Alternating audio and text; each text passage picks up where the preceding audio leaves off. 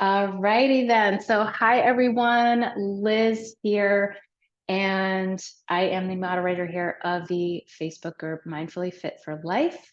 This is your Mindful Fit Tip Monday.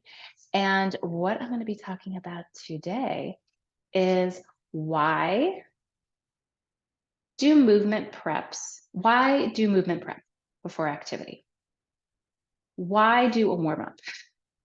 A lot of people like to skip this step. Okay.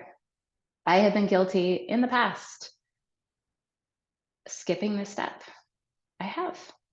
So we're all guilty of it, okay? And it's fine, but there really is a reason why we really shouldn't skip this step.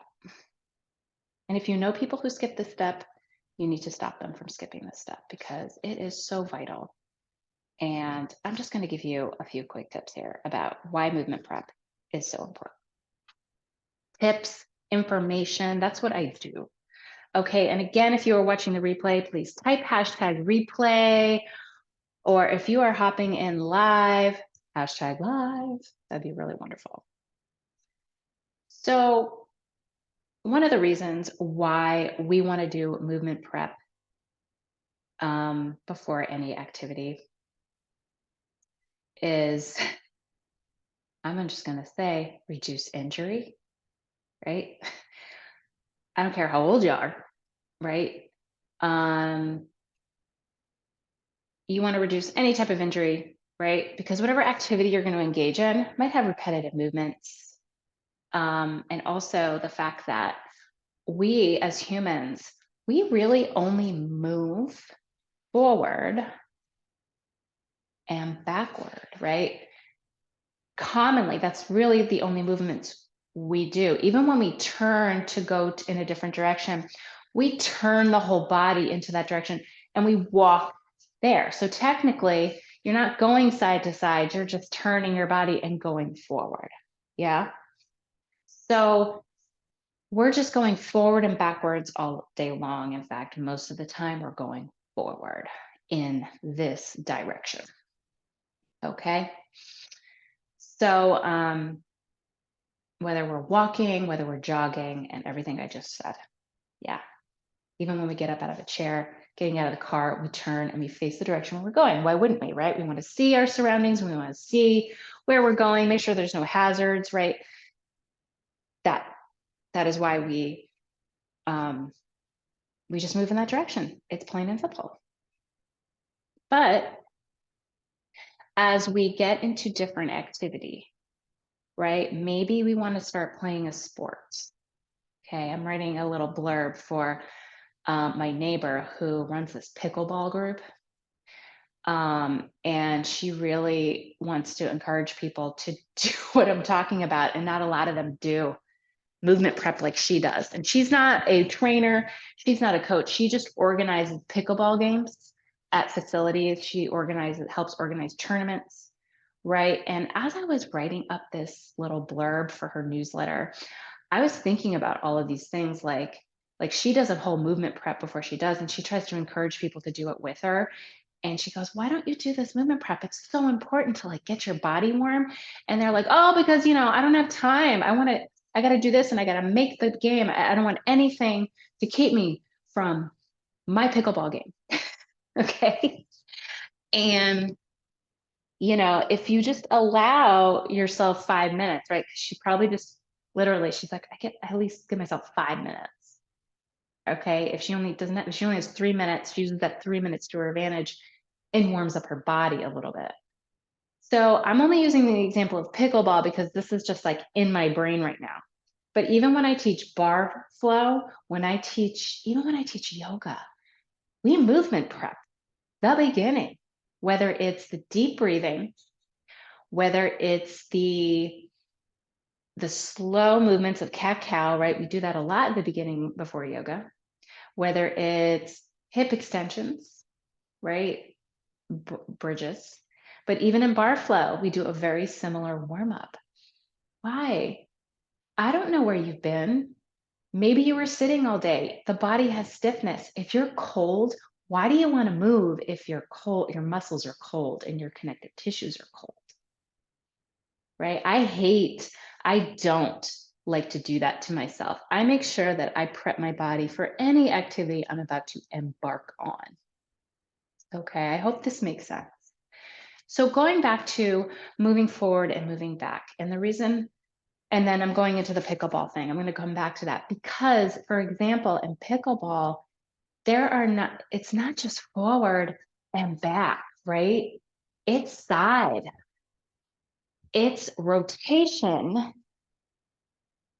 And if you're using one hand the whole time, it is rotation and power on one side for a long time. And maybe you use that same hand to do this, and then you do that. Do you see what my body's doing? So if you're not properly warming up the body for movements like that, or maybe you're going out to shovel, I've been using the example of shoveling. But if you're not preparing the body for movements like that, you're just setting yourself up for injury. Okay. Even with the side to side movement, okay, if you're not super, if your ankles aren't warmed up, right? If your legs aren't properly warmed up, why do we want to warm up?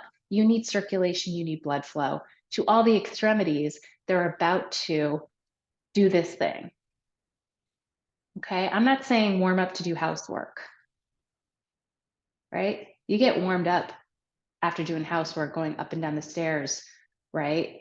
And then after that, you're like, yeah, I'm going to go for a walk now, right? Because I got my heart rate up, right? I don't know. Just thinking of those things. And I don't know, the pickleball thing is like really in now. And I know some of you in this group have done it or do it right now. So, and one of the most common injuries with pickleball players or even tennis people who play tennis or racquetball is low back because of these rotational movements, right? That they're putting their body, and they have to be really sudden and quick, right? So speed, power. Are you doing any type of warm up that is going to, or workout, let's just say, that is going to increase your speed and your power, especially with something like pickleball? Okay, I hope that makes sense.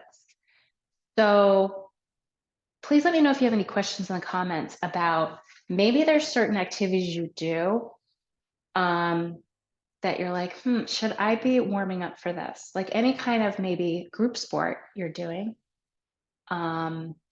Maybe it is a different kind of activity. Like for me, I've been doing dance. The workouts I've been doing to complement my dance routine, my dance classes, is like Pilates and yoga. I kind of combine the two because you need core strength, you need mobility for some of that. And that's the other thing too, with any sort of, especially with pickleball, you need that mobility, you need that reaction time, you need the balance, right? With anything we do, we need balance. Yeah. Okay. I hope this was helpful for you. And I hope this made sense for you. And please let me know in the comments, what activities do you do?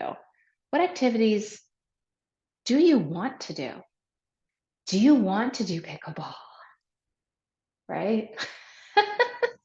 I'd be happy to hook you up with my neighbor down the street, right? Like she's doing some really cool things, and just organizing people in a community, in a social setting with a group sport, right? That really anybody can do, right? Anybody can learn. But is there something that you're interested in doing? Maybe you want to hike, right?